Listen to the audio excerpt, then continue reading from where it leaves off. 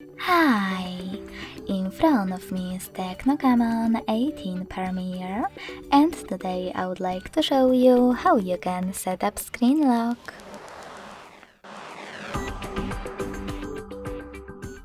First of all, go into Devices Settings and scroll down to Access Security. After that, scroll all the way down and click Screen Lock.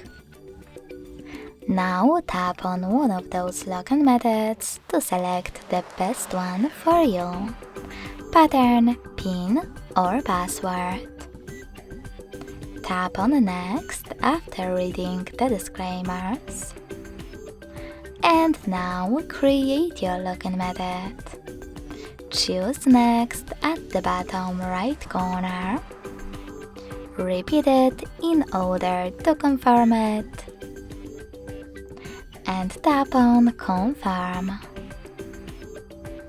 Lastly, tap on one of those options to set up the best one for you: Show notification content, show notifications but hide content, or don't show notifications. I will go with don't show lock screen notifications, so when I click, I need to hit Done at the bottom.